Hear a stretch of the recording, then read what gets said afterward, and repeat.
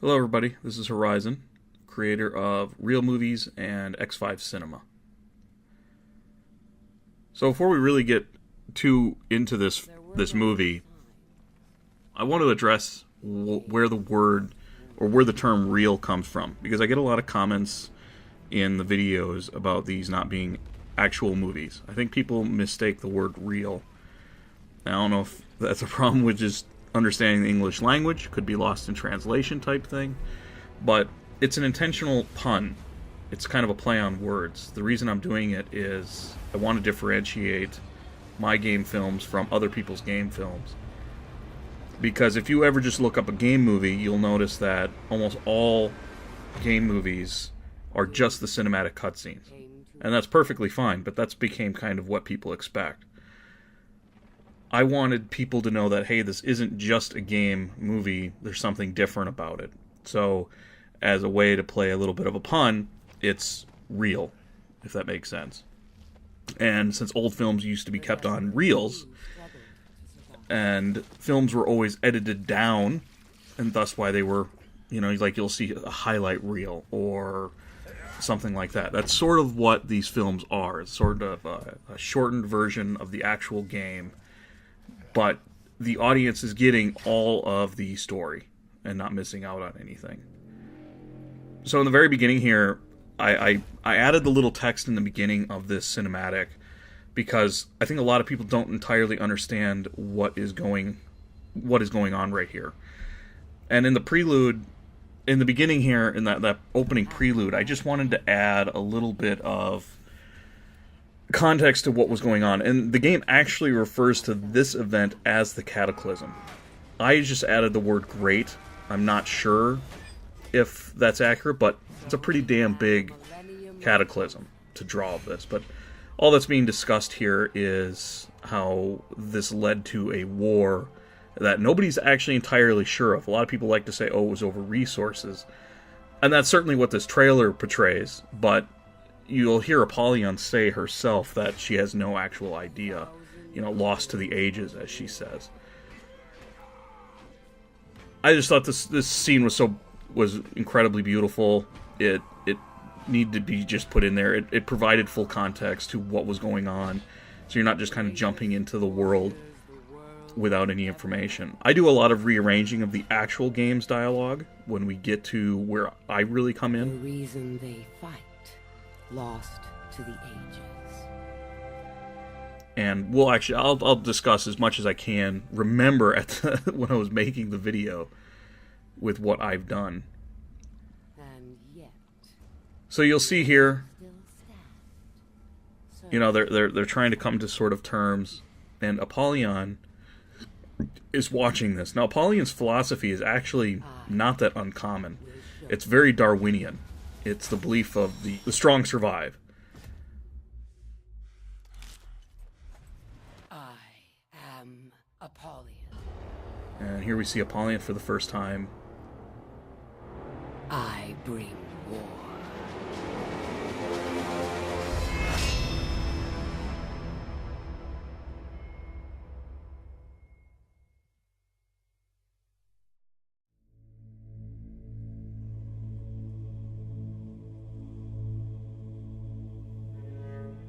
In that year, I sent one of my commanders, Holden Cross, to punish a betrayer. That day I learned that I was serving the wrong warlord. So now is really where my work kind of comes in. I did a lot of correction in the color. Well, not so much the color, but the contrast. I like, whenever you record stuff with some software, it adds like sort of a fog to everything. So I'll jack up the contrast a little bit, the bright and the blacks, or the actual contrast itself, to give it a better look. I then also added the black bars on the top and bottom to give a more cinematic feel. And then darken the very edges of the corners, which you probably don't really notice, you're not supposed to notice. And that just helps draw the eye towards the center of the image. Break it down! Break it down! In this particular section too, I originally thought when I first played the game that it needed music, but as I was editing it and putting it together, music seemed to actually draw away from the scene quite a bit. So I ended up actually just ended up going with a crowd, and I looked up on YouTube some medieval battle sound effects, or battle sounds, because the audio in this was not loud enough. One of the biggest challenges too with making this game film was all the tutorial crap. So you'll see here where I quickly we move past it by creating sort of a bridging sequence and having Apollyon talk. I'll do that a few times, also to help add context to what's going on. Here I just exhausted myself intentionally before running out to make it look like I was still stunned by the cannon blast that hits. Not the cannon, they don't have cannons, catapults.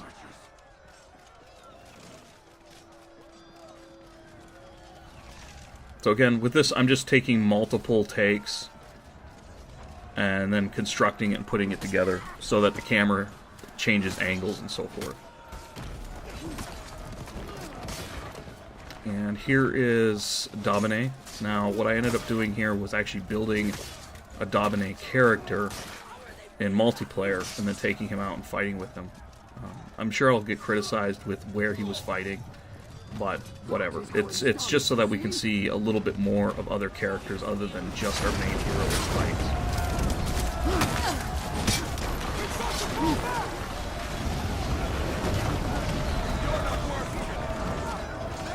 That catapult's still ready to fire.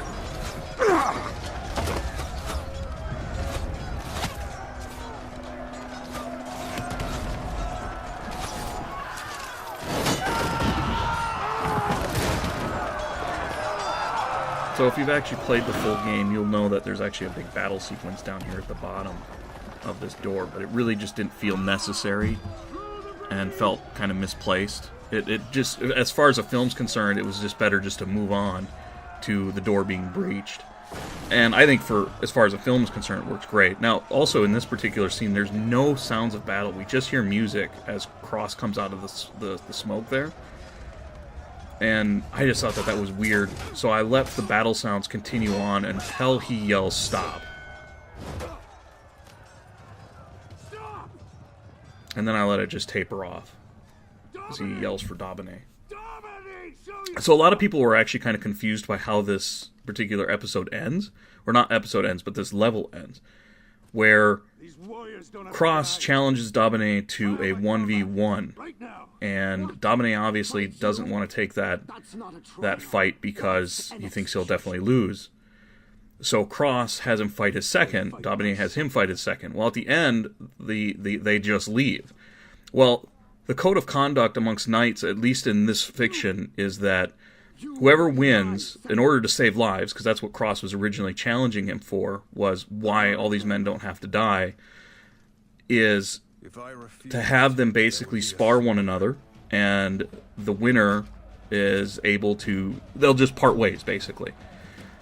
Had the Blackstone won, the Dabinet's knights, whatever they're called, although they appear to be Iron Legion at moments, although they're not wearing any Iron Legion logos, there is on the front of the castle, they would have been forced to leave the castle. But because our warden here...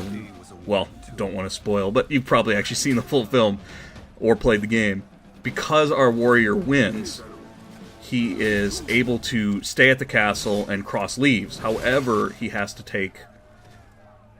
the winning combatant joins the other legion.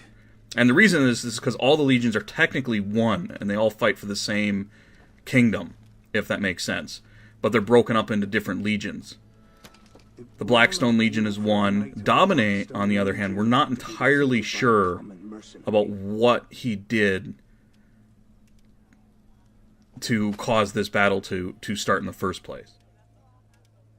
Cross refers to him as a mercenary, and I know he's referring to the warden in particular about being a mercenary, but that's not really the case. I think he's also slightly taking a jab at Dabinet in that moment. Can't be beaten by a common mercenary. So I don't know if Dabinet and his had became a mercenary and his crew had became a mercenary or what, but that's sort of what I draw from it. So this is sort of a knight's code or a code of chivalry here that we're seeing, and that's why they just leave. Because Cross and his man lost.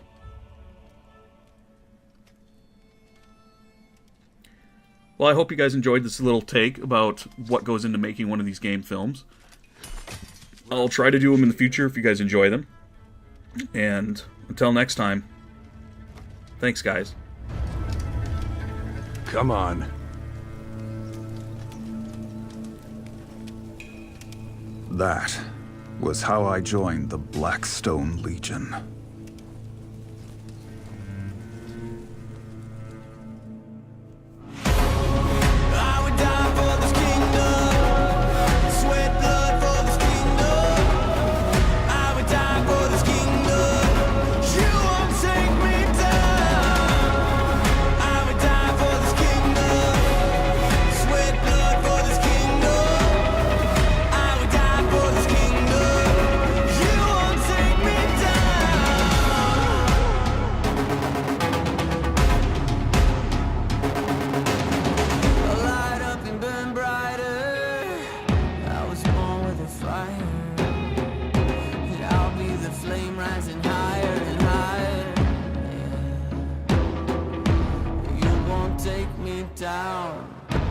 I'll fight for this crown. I would die for this